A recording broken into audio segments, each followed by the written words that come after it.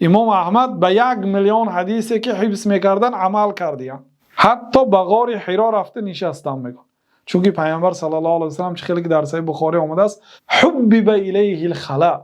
پیش از آن که پیغمبر شدند به پیامبر صلی الله علیه و سلم در خلوت نشستن محبوب گردانیده شد. بعد در رفته در غار حرا می نشستن و اولین آیات های سوره اقرا هم در غار حرا آمد. یعنی این حدیث است. به همین حدیث هم عمل کردن.